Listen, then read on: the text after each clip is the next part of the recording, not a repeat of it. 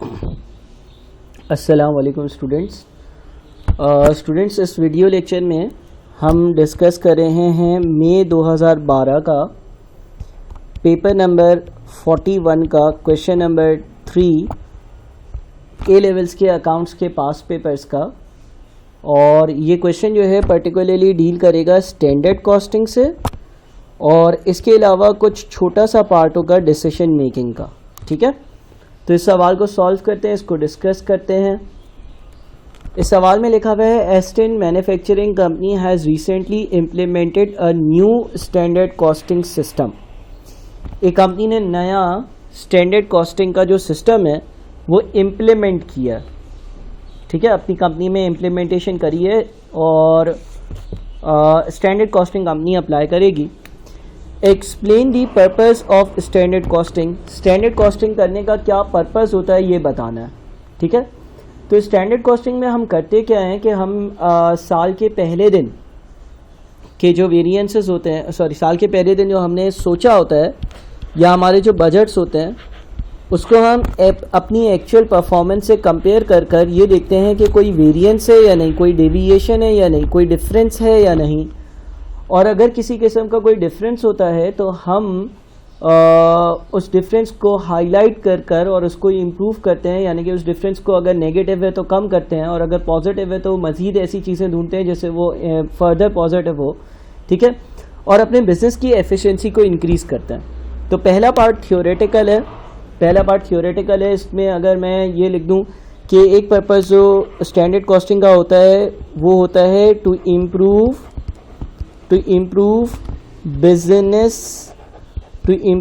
Business efficiency.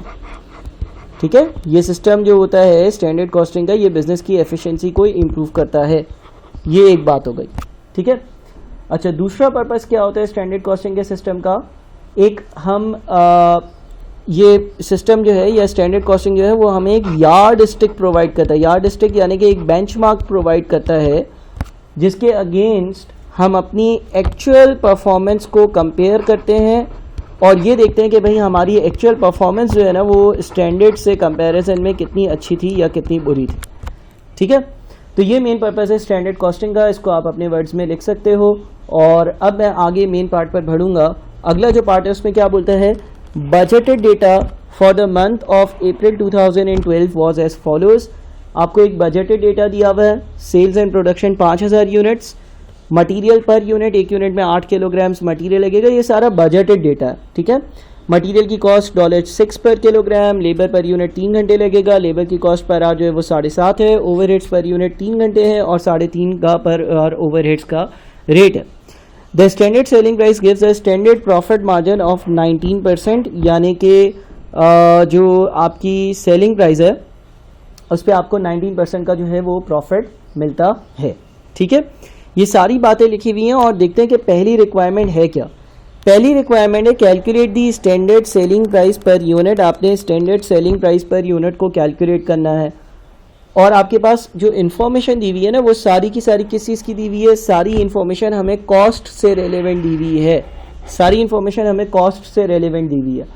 तो आए इसकी वर्किंग करते हैं। एक यूनिट की अगर हम बात करते हैं तो एक यूनिट पर हम ये देख सकते हैं कि भाई मटेरियल कितना लगेगा।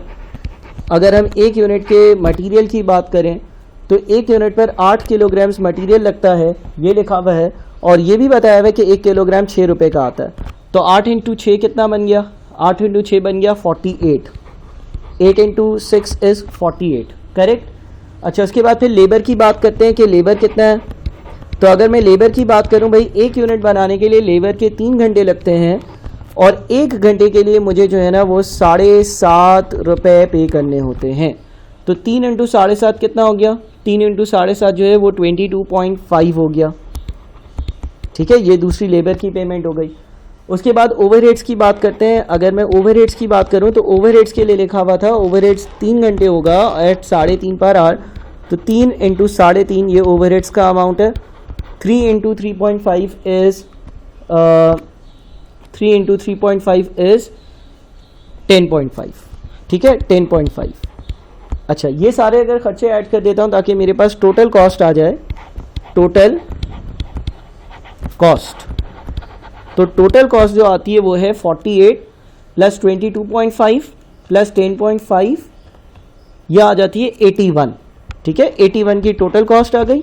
सवाल में ये लिखा हुआ है standard selling price gives a standard profit margin of 19%, यानी कि इससे ये लिखा हुआ है कि जो मेरा प्रॉफिट होता है वो सेलिंग प्राइस का 19% होता है। ठीक है, अब हमें ये मालूम है profit is equals to selling price minus cost price. Profit is equals to selling price minus cost price, ऐसा ही है ना। प्रॉफिट कैसे आता है, सेलिंग प्राइस में से कॉस्ट प्राइस को माइनस कर देते हैं। हमें सेलिंग प्राइस नहीं मालूम है, हम x लिख देते हैं। हमें कॉस्ट प्राइस मालूम है 81, वो लिख देते हैं। हमें प्रॉफिट के बारे में ये मालूम है कि प्रॉफिट जो है ना, प्रॉफिट मार्जिन 19% दिया हुआ है, यानी कि जो प्रॉफिट होगा वो सेलिंग प्राइस का 19% होगा। लिखा हुआ है ना, the standard selling price gives a standard profit margin of 19%। Profit margin 19% का क्या मतलब होता है, आप लोगों को एक और इक्वेशन लिख के बता दूं। Profit is equals to profit margin, profit is equals to profit margin into selling price. ठीक है, ये इक्वेशन याद रखना।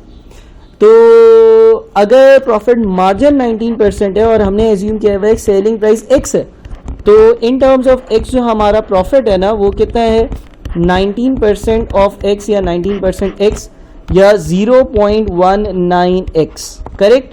अब इसको सॉल्व करते हैं, जो राइट साइड वाला x है वो लेफ्ट साइड पर आएगा, तो 0.19x minus x is equals to minus 81।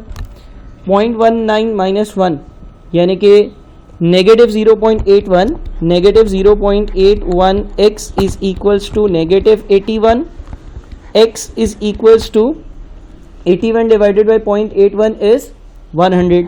इसका मतलब मेरी जो सेलिंग प्राइस होगी ना वो 100 होगी। मेरी जो x की वैल्यू है वो आ रही है 100, और x किसकी जगह लिखा था, सेलिंग प्राइस की जगह लिखा था, तो मेरी जो सेलिंग प्राइस है वो 100 आ रही है। पहले पार्ट का जो आंसर है calculative standard selling price per unit, उसका आंसर है 100। मेरी जो सेलिंग प्राइस है वो 100 है। ठीक है, ये एक चीज़ हो गई। अच्छा, इसके बाद एडिशनल इन्फॉर्मेशन लिखते हैं। एडिशनल इन्फॉर्मेशन में बहुत सारी बातें लिखी हुई हैं और इसमें लिखता है कि द एक्चुअल रिजल्ट्स फॉर अप्रैल 2012 वर, और अप्रैल 2012 के आपको एक्चुअल रिजल्ट्स दिए हुए हैं। एक्चुअल रिजल्ट्स यानी कि वाकई में क्या हुआ। Production 5300 unit, sales 5100 unit, sales revenue 52750, materials use, material की कॉस्ट, लेबर के आवर्स और लेबर की कॉस्ट, सारी चीज़ें दी हुई हैं।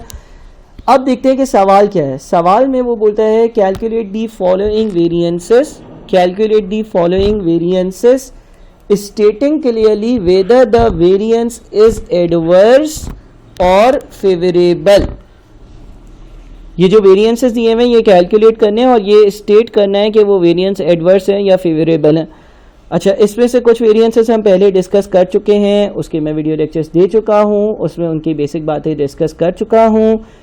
मैं सारे वेरिएंसेस फिर भी दोबारा से एक्सप्लेन कर कैलकुलेट करना चाहूँगा, और मैं स्टार्ट जो करूँगा वो मैं यहाँ पहले प्राइस वाले वेरिएंसेस से करता हूँ, क्योंकि ये पहले हमने डिस्कस की है।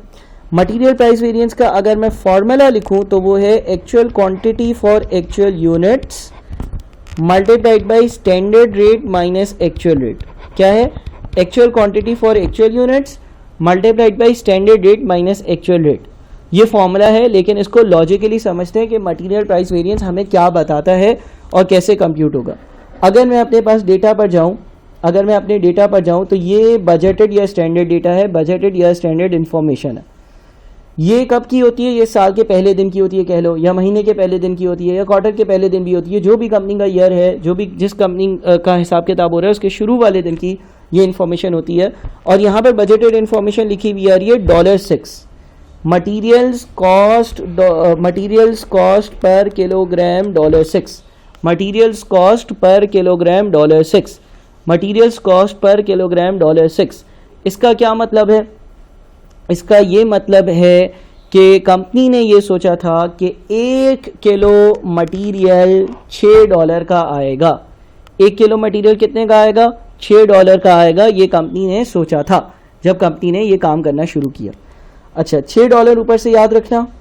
यहाँ पर अगर हम आते हैं तो हमें बताया हुआ है कि एक्चुअली आपने जो मटेरियल इस्तेमाल किया वो 43,460 किलोग्राम्स इस्तेमाल किया, और मटेरियल का जो टोटल खर्चा लगा वो 271,625 लगा।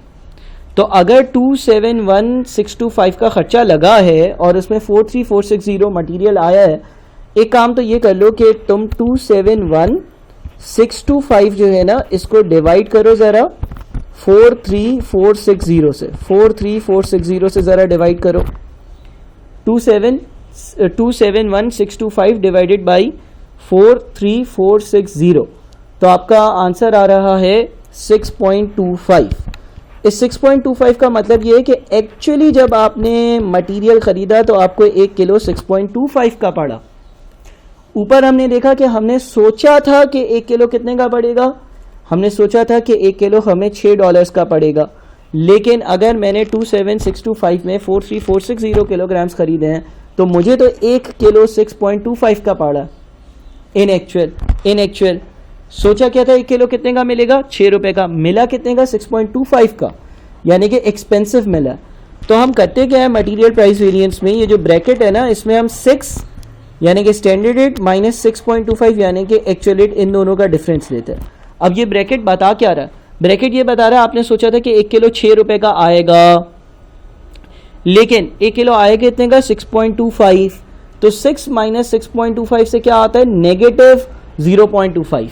नेगेटिव 0.25 ये बताता है कि जो आपने सोचा था ना आपको उससे महंगे में ये मटेरियल मिला है, आपने जो सोचा था आपको उससे महंगे दामों ये मटेरियल मिला है, महंगे में ये मटेरियल मिला है, और हर किलो आपको $0.25 महंगे में मिला है, हर किलो $0.25 महंगे में मिला है।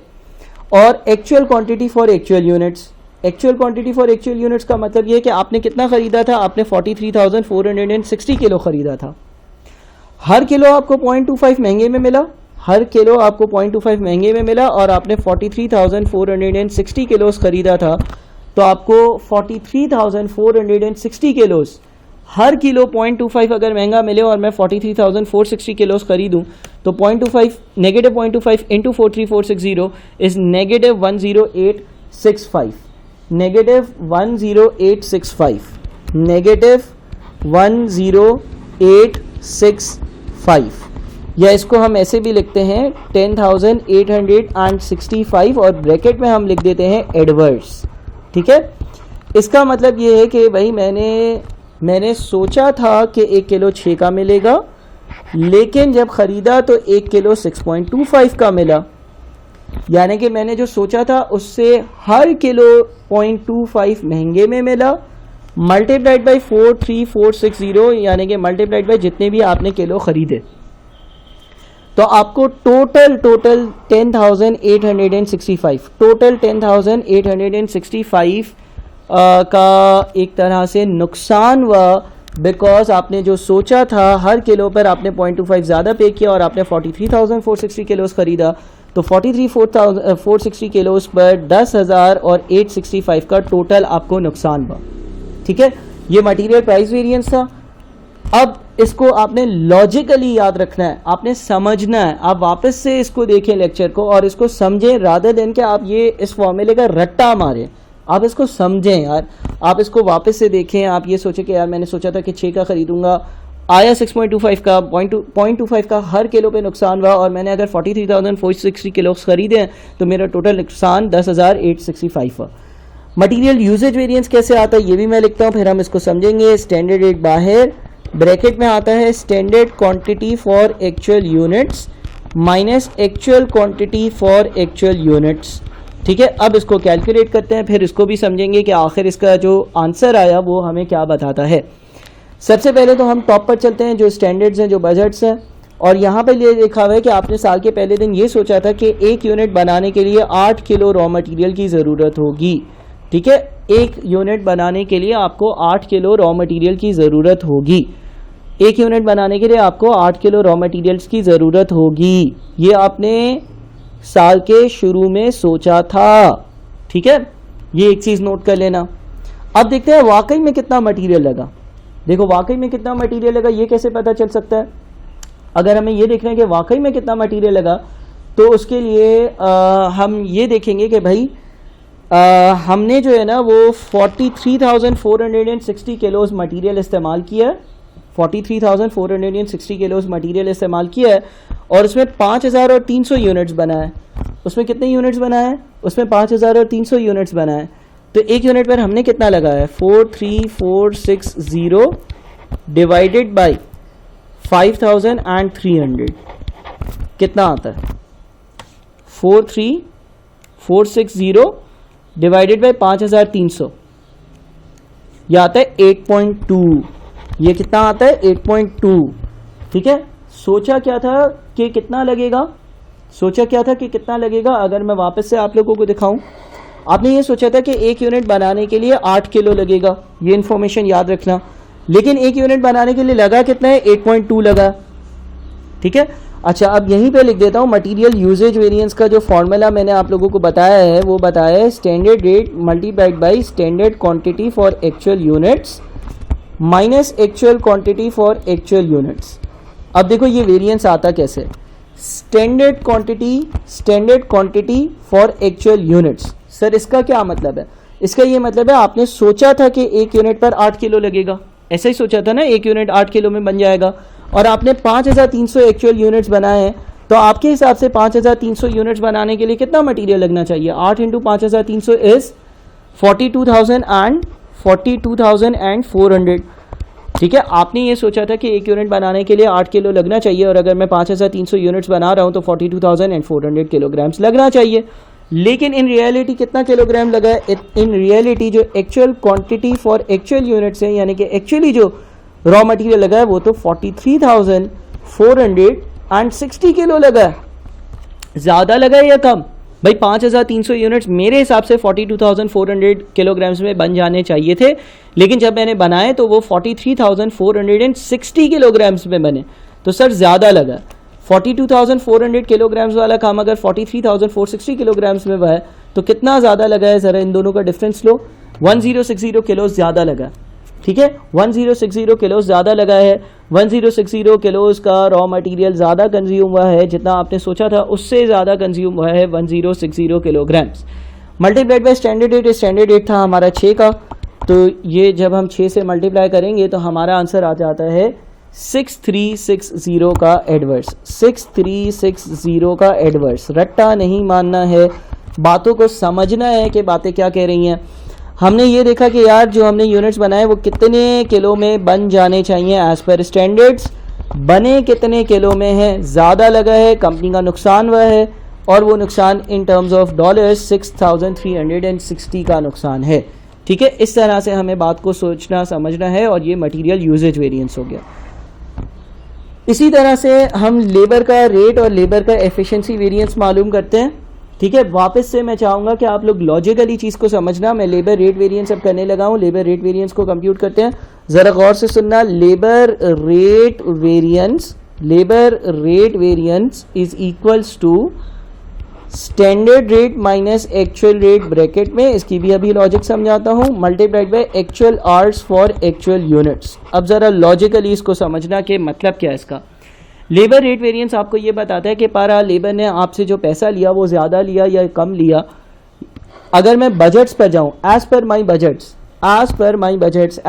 बजट्स लेबर कॉस्ट जो पर आवर होनी चाहिए वो 7.5 होनी चाहिए। इसका मतलब ये है कि अगर मजदूर 1 घंटा काम करे ना तो मुझसे $7.5 ले। ये एज़ पर स्टैंडर्ड्स है, ये एज़ पर बजट्स है। ये मैंने पहले दिन सोचा था कि ऐसा होगा। मैंने ये सोचा था कि लेबर जो है ना वो मुझसे पर आवर $7.5 चार्ज करेगा, ये मैंने पहले दिन सोचा था। ठीक है, लेकिन अगर मैं अपने एक्चुअल डेटा पर आता हूँ तो लेबर ने मुझसे 125 रुपीज़ लिए हैं, डॉलर्स लिए हैं सॉरी, और वो उन्होंने 15,500 घंटे काम करने के लिए लिए हैं। तो अगर मैं 125 को पहले तो डिवाइड कर देता हूँ 1550 से, 15500 से, कितना आता है 125 डिवाइडेड बाई 15500, यह आ जाता है आपका 7.75। ठीक है, ज़्यादा या कम? देखो आपने ये सोचा था कि आपको 1 घंटे के $7.5 पे करने पड़ेंगे, या आपने सोचा था, लेकिन जब आपने एक्चुअली काम करवाया तो आपने 1 घंटे के $7.75 पे किए हैं। यानी कि आपने ज़्यादा डॉलर्स पे किए हैं, आपने ज़्यादा डॉलर्स पे किए हैं। तो लेबर रेट वेरिएंस में आप ये लिखते हो कि यार मैंने सोचा था कि मुझे 1 घंटे के 7.5 डॉलर्स पे करने होंगे, ये स्टैंडर्ड रेट होता है, लेकिन मैंने इन एक्चुअल 7.75 डॉलर्स 1 घंटे के पे किए हैं। तो 7.5 में से जब मैं 7.75 माइनस करता हूँ तो नेगेटिव 0.25 आता है। वो ये डिनोट करता है कि मैंने हर घंटे के लिए 0.25 डॉलर्स ज़्यादा पे किए हैं। लॉजिकली समझो, मैंने जो चीज़ सोचा था कि भाई मज़दूर आएगा मैं उसको 7.5 पर डॉलर पे करूँगा, उसकी जगह मैंने मज़दूर को 7.75 पर डॉलर पे किए हैं, यानी कि जो मैंने सोचा था उससे मैंने 0.25 डॉलर्स ज़्यादा पे किए हैं। Multiplied by actual hours for actual units. Actually मज़दूर ने कितने काम किया? 15,500। हर घंटे के लिए मैंने उसको 0.25 ज़्यादा पे किए हैं, और उसने अगर 15,500 घंटे काम किया तो उसने मुझसे 3875 डॉलर्स ज़्यादा पैसे लिए होंगे। डॉलर 3875। अगेन ये क्या होगा? एडवर्स होगा। एडवर्स क्यों होगा? इसलिए होगा क्योंकि जो सोचा था उससे ज़्यादा पेमेंट हो रही है। ठीक है। अच्छा, इसी तरह से हमारा लेबर एफिशिएंसी वेरिएंस है। पिछले वेरिएंस के लिए मैं दोबारा ये कहूँगा, रटा नहीं मानना, 2 बार 3 बार प्ले पॉज रिवाइंड फॉरवर्ड कर वीडियो को देखो, आराम से समझो, समझ में आएगी बात, इत्मीनान से चीज़ें समझो, कोई जल्दी नहीं है। ठीक है। और आपने ये चीज़ें समझ कर अपने कॉन्सेप्ट्स बनाने हैं। अब मैं लेबर एफिशिएंसी वेरिएंस की भी जो है वो पहले तो फॉर्मूला लिखता हूँ, standard hours for actual units minus actual hours for actual units, ये ब्रैकेट में होता है। ठीक है। और बाहर होता है स्टैंडर्ड रेट। अगेन रिक्वेस्ट यही है कि भाई तुम लोगों ने रटे नहीं मारने फॉर्मूलों के, फॉर्मूले तुम लोगों की हेल्प के लिए, लेकिन उनको समझना है, और समझने का सबसे अच्छा तरीका ये होता है कि साथ साथ बोलते जाओ कि हो क्या रहा है। अब standard hours for actual units, जनाब अगर हम अपना बजट देखते हैं तो बजट के हिसाब से 1 यूनिट कितनी देर में बनना चाहिए? अगर हम अपना बजट देखते हैं तो 1 यूनिट 3 घंटे में बनना चाहिए सर। अगर हम अपना बजट देखते हैं तो 1 यूनिट 3 घंटे में बन जाना चाहिए। अगर हम अपना बजट देखते हैं तो 1 यूनिट 3 घंटे में बन जाना चाहिए। ये कहलाता है स्टैंडर्ड आवर। अच्छा, आपने कितने यूनिट्स बनाए? मैंने 5300 यूनिट्स बनाए। मैंने कितने यूनिट्स बनाए? मैंने 5300 यूनिट्स बनाए। तो एज पर स्टैंडर्ड्स अगर 1 यूनिट 3 घंटे में बनना चाहिए तो 5300 यूनिट्स कितनी देर में बनने चाहिए? टोटल टाइम क्या लगना चाहिए 5300 यूनिट्स बनाने के लिए? 3 मल्टीप्लाइड बाय 5300, यानी कि 15,900 घंटे लगने चाहिए। यस सर, 15,900 घंटे लगने चाहिए। 15,900 घंटों में सारे यूनिट्स या 5300 यूनिट्स बनने चाहिए। 5300 यूनिट्स बन जाने चाहिए। बने कितनी देर में? बने तो 15,500 घंटों में। इसका मतलब क्या हुआ? इसका मतलब ये हो गया कि जो काम 15,900 घंटों का था, जो चीज़ 15,900 घंटों में बननी चाहिए थी, जो काम 15,900 घंटों का था, जो चीज़ 15,900 घंटों में बन जानी चाहिए थी, वो चीज़ 15,500 घंटों में बनी है। वो चीज़ 15,500 घंटों में बनी है। तो 15,900 माइनस 15,500 यानी कि 400 घंटे जो हैं, 400 घंटे जो हैं उसकी क्या हुई है? सेविंग हुई है। Multiplied by standard rate. Standard rate जो है वो हमारा लेबर का 7.5 है। तो 7.5 से इसको हम मल्टीप्लाई करते हैं। ठीक है ना। तो 400 मल्टीप्लाइड बाई 7.5 इज 3,000 का फेवरेबल। ठीक है। $3,000 का फेवरेबल। ठीक है भाई, $3,000 फेवरेबल, यानी कि $3,000 क्यों बचे? क्योंकि जो काम 15,900 घंटों का था वो काम 15,500 में मेरे लेबर ने कर दिया, यानी कि मेरे 400 घंटे बचाए, और उसकी वजह से जो मेरे पास पैसे बचे हैं, मेरी सेविंग हुई है, वो $3,000 की सेविंग है। ठीक है। तो ये मैंने आपके लेबर के और मटेरियल के वेरिएंसेस कैलकुलेट किया। आगे बढ़ने से पहले अगेन मैं आप लोगों से ये रिक्वेस्ट करूंगा कि आप लोग अच्छे से वापस से वीडियो लेक्चर देख लो, लेकिन इन वेरिएंसेस को बहुत अच्छे से पक्का कर लो। अच्छा, अब हम चलते हैं अपने अगले वेरिएंस पर, और हमारा एक और वेरिएंस यहाँ पर जो कैलकुलेट करना था, वो जो मैंने छोड़ा था, वो है सेल्स प्राइस वेरिएंस। अब सेल्स प्राइस वेरिएंस आपको ये सिखाता है या ये बताता है कि कंपनी की जो सेलिंग प्राइस कंपनी ने सोची थी उससे कम या ज़्यादा सेलिंग प्राइस चार्ज करने की वजह से कंपनी को क्या फ़ायदा हुआ। सेल्स प्राइस वेरिएंस कैलकुलेट करने का जो तरीका है वो है एक्चुअल यूनिट्स। एक्चुअल यूनिट्स बाहर आएगा और ब्रैकेट में आप लिखोगे actual selling price minus standard selling price. अच्छा, फॉर्मूले याद नहीं रखते हैं, कुछ टाइम बाद आप जब सवालात की प्रैक्टिस करोगे, 10-10, 15-15 सवाल करोगे तो चीज़ें आपकी ग्रिप में आ जाएंगी। लेकिन सेल्स प्राइस वेरिएंस को मैं लॉजिकली ज़रा समझाऊंगा। Actual selling price, actual selling price का मतलब ये है कि आपने 1 यूनिट कितने में बेचा। देखो हमें ये मालूम है हमने एक्चुअली 5100 यूनिट्स बेचे हैं और 5100 यूनिट्स बेचकर जो है ना हमें 522750 का सेल्स रेवेन्यू मिला है।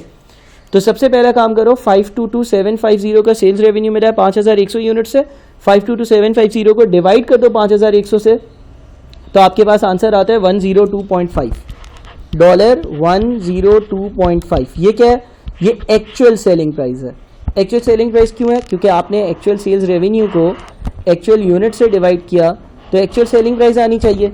एक्चुअल सेलिंग प्राइस का मतलब ये है कि एक यूनिट जब मैंने बाजार में बेचा, एक यूनिट जब मैंने बाजार में बेचा तो वो एक यूनिट बिका है 102.5 का, ये एक्चुअल सेलिंग प्राइस है। एक यूनिट जब मैंने बाजार में बेचा तो वो एक यूनिट बाजार में 102.5 का बिका है, minus standard selling price.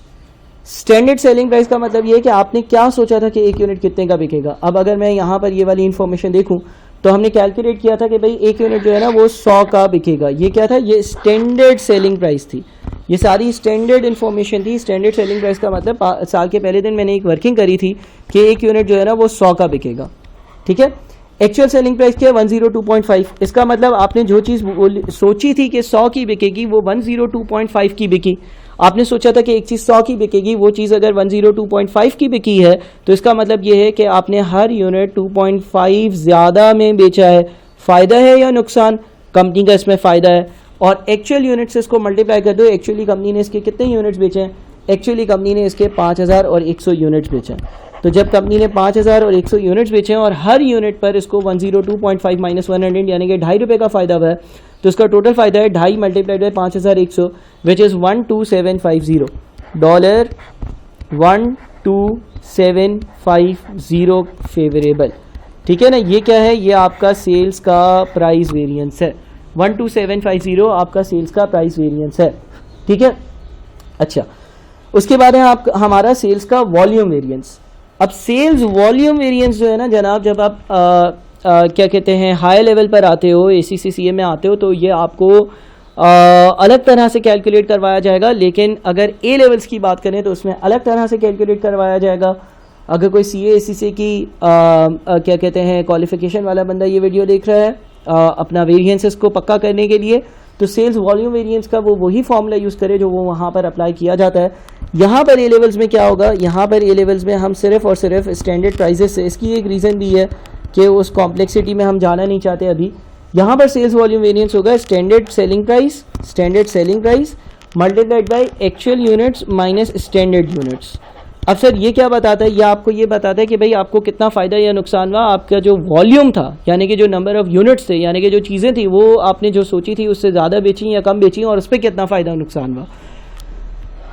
Actual units actually मैंने कितने यूनिट्स बेचे हैं? एक्चुअली मैंने 5100 यूनिट्स बेचे हैं। एक्चुअल यूनिट्स कितने हैं? 5100। एक्चुअली मैंने कितने यूनिट्स बेचे हैं? एक्चुअली मैंने 5100 यूनिट्स बेचे हैं। एक्चुअली मैंने 5100 यूनिट्स बेचे हैं। तो 5100 क्या हो गया? एक्चुअल यूनिट्स हो गए, minus standard units. Standard units क्या है? यानी कि मैंने क्या सोचा था कि कितने यूनिट्स बेचूंगा। मैंने अपने बजट में सोचा था कि मैं 5000 यूनिट्स बेच पाऊंगा। मैंने अपने बजट में क्या सोचा था? मैंने अपने बजट में सोचा था कि मैं 5000 यूनिट्स बेच पाऊंगा। तो ये क्या है? ये स्टैंडर्ड यूनिट्स है। स्टैंडर्ड यूनिट्स क्या है? जो आपने सोचा था। भाई मैंने सोचा था कि मैं 5000 यूनिट्स बेच पाऊंगा और एक यूनिट जो है ना वो 100 का बेच पाऊंगा, ठीक है। लेकिन आप जब बेचने गए ना तो आप कितने यूनिट्स बेच पाए? आप बेच पाए 5100 यूनिट्स। तो अच्छा है या बुरा है? भाई कंपनी के लिए जितने ज़्यादा यूनिट्स बिकें उतना अच्छा होता है। यानी कि अगर मैं अपना सेल्स का वॉल्यूम वेरिएंस कैलकुलेट करूंगा तो मैं बोलूँगा कि कंपनी ने 5100 यूनिट्स बेचे हैं लेकिन कंपनी ने सोचा था कि 5000 यूनिट्स बिकेंगे। इन दोनों का डिफरेंस लूँगा विच इज़ एक्चुअल यूनिट्स और स्टैंडर्ड यूनिट्स का डिफरेंस। यह आ रहा है 100 का multiplied by standard selling price. ये डिफरेंस क्या बताता है? ये डिफरेंस ये बताता है कि कंपनी ने जो सोचा था कंपनी ने उससे ज़्यादा यूनिट्स बेचे, मल्टीप्लाइड बाई 100 यानी कि हर यूनिट की स्टैंडर्ड प्राइस 100 थी तो कंपनी को टोटल 100 इंटू 100 यानी कि 10,000 का फेवरेबल वेरिएंस आया। 10,000 का फेवरेबल वेरिएंस आया यानी कि कंपनी के फेवर में थी ये बात, ठीक है। अब इस वीडियो लेक्चर को आप दोबारा देखेंगे तो आपके वेरिएंसेस या पार्ट सी अच्छे से पक्का हो जाएगा। डी जो है उसमें लिखा था suggest a possible reason for each of the variances, यानी कि किसी भी वेरिएंस के कम या ज़्यादा आने की एक पॉसिबल वजह, एक पॉसिबल रीज़न जो है ना वो आप बता दो। अब फॉर एग्जाम्पल अगर हम पहले वेरिएंस से चलते हैं तो हमारा जो सेल्स प्राइस वेरिएंस है वो 12750 का क्या आ रहा है, फेवरेबल आ रहा है। आपने जो चीज़ सोची थी कि 100 की बिकेगी वो बिकी 102.5 में। तो सेल्स प्राइस वेरिएंस के लिए हम एक जो रीज़न लिख सकते हैं, सेल्स प्राइस वेरिएंस हमारा फेवरेबल आ रहा है, एडवर्स नहीं आ रहा, क्या आ रहा है, फेवरेबल आ रहा है, ठीक है ना। तो हम ये कह सकते हैं कि सेल्स प्राइस वेरिएंस फेवरेबल कब आएगा, जब हम मार्केट में एक चीज़ महंगे में बेच सकें। तो हम ये रीज़न लिख सकते हैं, पॉसिबल रीज़न ये लिख सकते हैं कि company was able to increase selling price because product was in high demand। Product जो है उसकी डिमांड बढ़ गई तो कंपनी ने सोचा क्यों ना हम अपनी सेलिंग प्राइसेस इंक्रीज कर दें, इसलिए कंपनी ज़्यादा प्राइस चार्ज करने लगी। दूसरी चीज़ क्या है, दूसरी चीज़ जो है वो ये है कि भाई जो सेल्स वॉल्यूम वेरिएंस है, आपने सोचा था 5000 चीज़ें बिकेंगी, बिकी 5100 चीज़ें। तो इसके लिए भी आप सेम बात लिख सकते हो सेल्स वॉल्यूम वेरिएंस के लिए कि भाई डिमांड जो है ना वो इंक्रीज हो गई। अब जब डिमांड इंक्रीज होगी तो आपने जो सोचा था उससे आप ज़्यादा यूनिट्स बेच पाओगे, ठीक है। इसके बाद अगला मटीरियल प्राइस वेरिएंस है। मटीरियल प्राइस वेरिएंस 10,000 और 865 का एडवर्स आ रहा था। एडवर्स आने का मतलब ये है कि जो आपने सोचा था ना कि आप मटीरियल खरीदने के लिए जो रेट पे करोगे, आपने सोचा था कि 1 किलो के लिए 6 रुपये पे करूँगा, उसके बजाय आप 1 किलो के लिए 6.25 पर किलो पे कर रहे हो। तो मटीरियल प्राइस वेरिएंस की एक पॉसिबल रीज़न क्या हो सकती है, सुपीरियर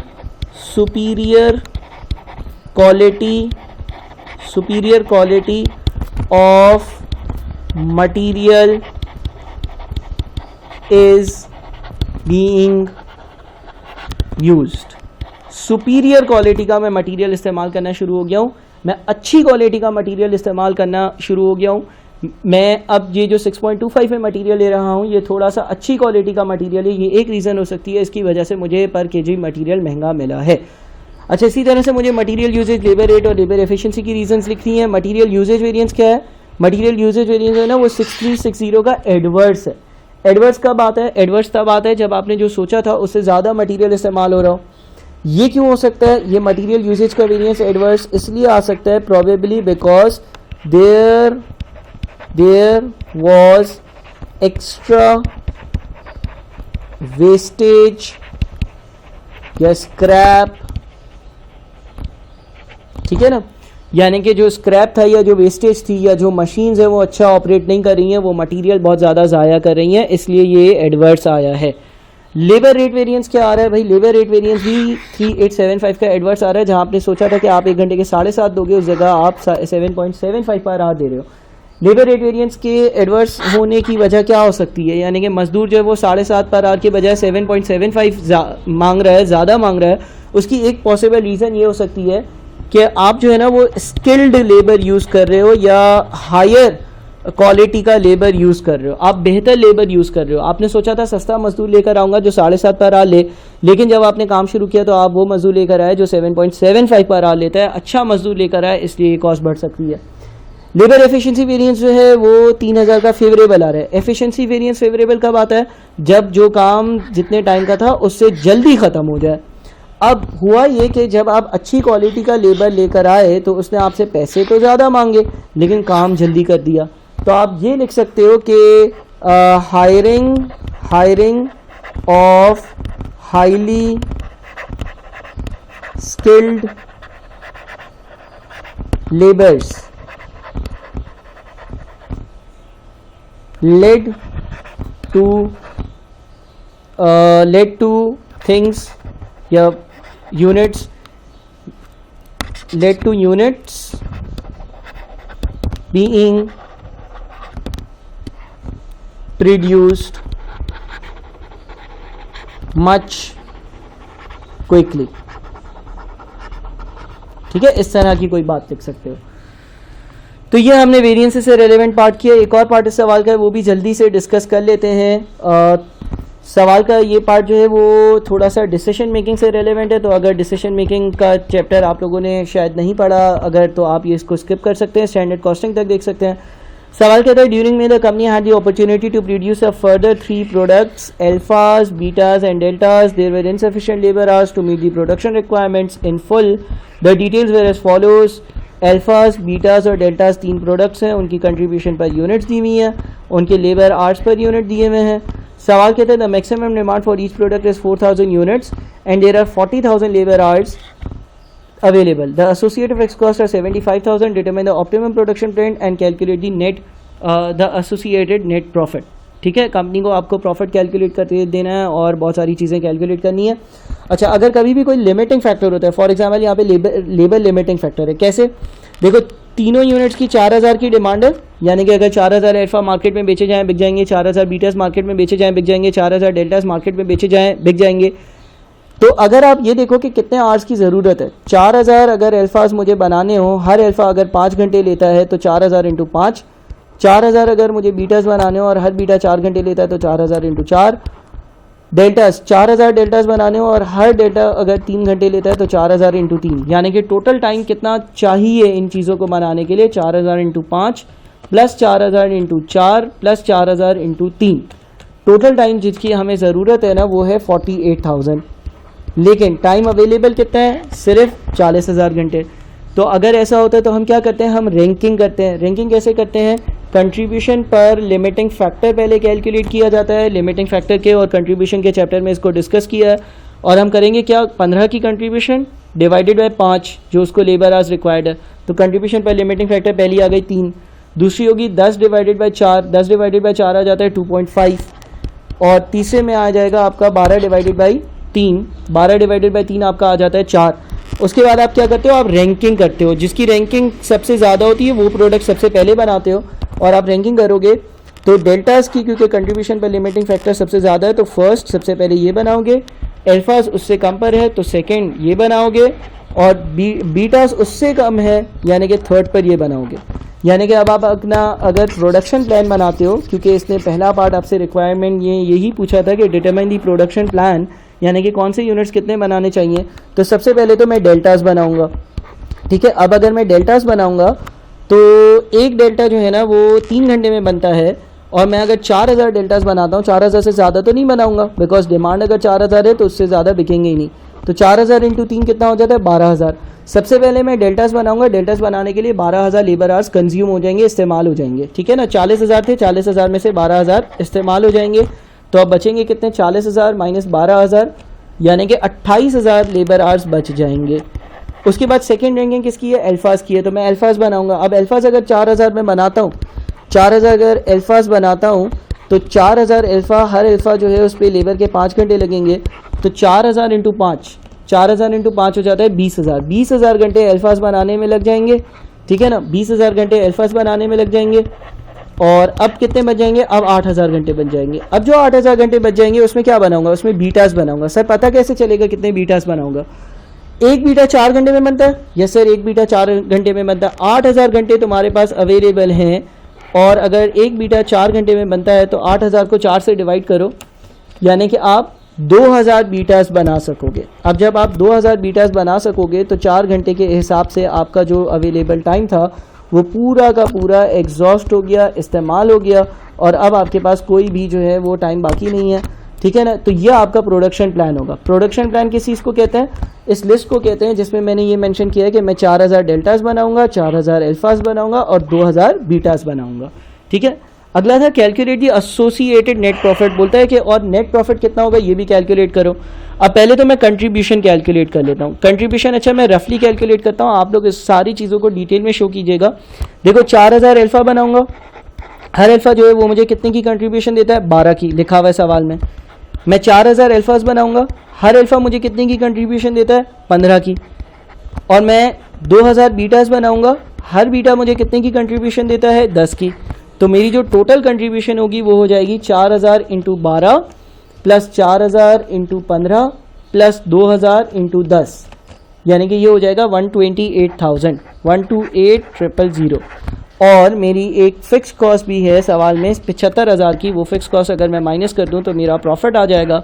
75,000 की फ़िक्स कॉस्ट उसमें से माइनस करते हैं, 128,000 माइनस 75,000, यह आपका आ जाता है 53,000 का प्रॉफिट। ये आपका प्रॉफिट होगा एज पर दिस क्वेश्चन। ठीक है, अब आराम से इस क्वेश्चन को 2 बार 3 बार दोबारा देखिए, समझने की कोशिश कीजिए, प्ले पॉज रिवाइंड फॉरवर्ड की सारी मदद लीजिए और इसको ज़रा जल्दी से कंप्लीट कीजिए। बहुत शुक्रिया।